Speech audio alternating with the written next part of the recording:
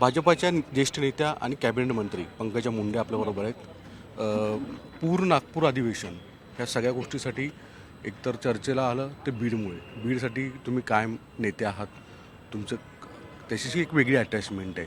आता प्रतिमा सुधारण्यासाठी काय करायला हवं आहे? बीडचे मी पालकमंत्री म्हणून काम केलेलं आहे. बीडची मी नेता आहे. बीडचे मी पुत्र आहे. माझी कर्मभूमी आहे, जन्मभूमी आहे.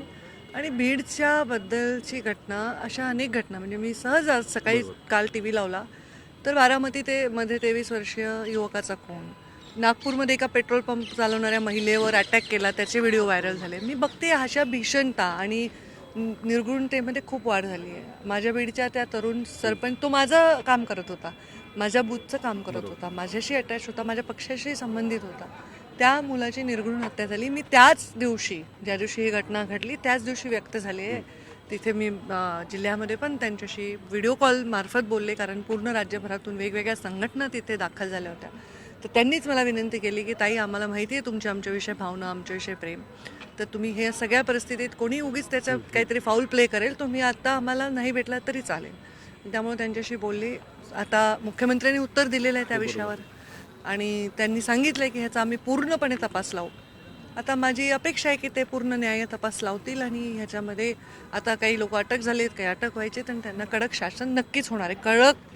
सगळ्यात कडक शासन देणार. या सगळ्या गोष्टीमध्ये शरद पवारांसारखे नेते असतील किंवा विरोधकसुद्धा बीडमध्ये जात आहेत आणि या संपूर्ण गोष्टीला कुठेतरी जातीवादाचा रंग दिला जातोय.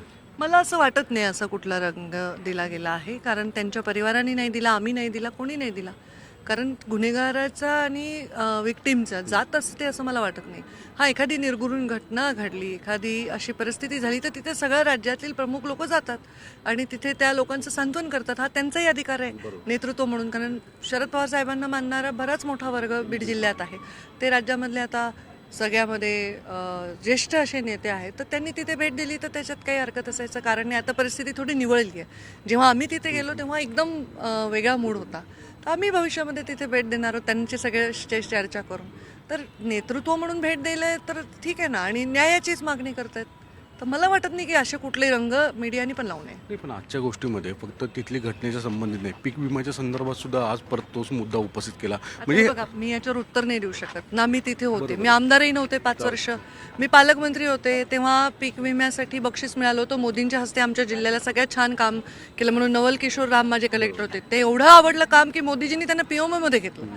तर मला हे काही माहीत नाही आहे हे मला माहीत नाही आहे. ज्यांनी आरोप केलाय त्यांच्याकडे तथ्य असतील, त्यांनी आरोप केलाय. आता सत्तामध्ये आता मंत्रीपद, मुख्यमंत्रीपद आहे, ते उत्तर देतील. मला ह्याचं माहिती नाही, त्याच्यावर मी टिप्पणी करणं उचित नाही. तुमचा एक व्हिडिओ मुद्दाहून विरोधकांकडनं आवर्जून व्हायरल केला जातोय वाल्मिक कराडांच्या संदर्भात, ज्यावेळेस धनंजय मुंडे यांच्या प्रचार सभेत. त्याच्याने काही फरक पडत नाही. त्यांनी जो रेफरन्स दिला आहे तो त्यांच्या हे सांगण्याचं म्हणणं आहे की असं असं मी बोलले होते दसऱ्याच्या मेळाव्याला, तर ते बोललेच होते, ते भाषणात आलेलंच आहे सगळीकडे. पण हे मुद्दाहून तुम्हाला अटॅच करून सगळ्या तुमचं वाटत त्यांनी स्पष्टता दिली आहे. ज्यांनी तो व्हिडिओ दाखवला ते म्हणले आमचं ताईवर काही रोख नाही, हे त्यांनी स्पष्ट केलंय.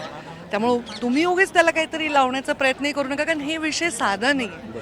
माझ्यावर अनेक खोटे भ्रष्टाचाराचे आरोप झाले आहेत आधी, पण हा हत्या आहे.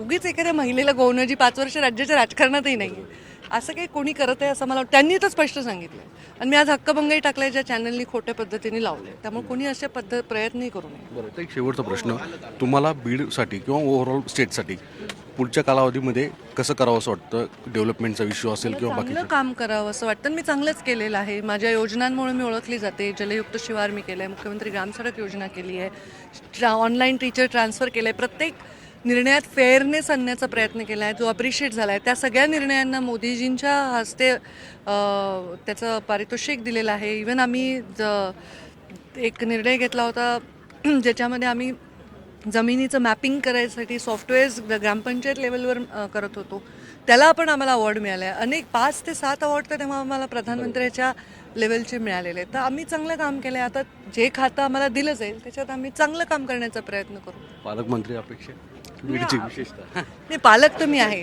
पुढे मंत्री नाही लावलं तरी मी पालक तर आहे. मी जेव्हा आमदारही नव्हते, राज्याच्या राजकारणात ऍक्टिव्ह नव्हते, तरी मी बीडची पालक होते.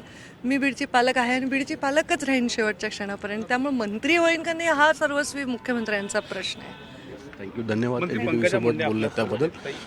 पूर्ण या संपूर्ण प्रकरणांमध्ये एक मुद्दाहून आपल्याला बदनाम करण्याचा प्रयत्नसुद्धा केला जातो आहे असं पंकजा मुंडेंनी सांगितलेलं आहे आणि जी गुन्हेगारी बीडची आहे ती समूळ नष्ट व्हावी ही अपेक्षाही व्यक्त केली आहे. व्हिडिओ जर्नलिस्ट संदेश बायकरसह सागर कुलकर्णी, NDTV मराठी, नागपूर.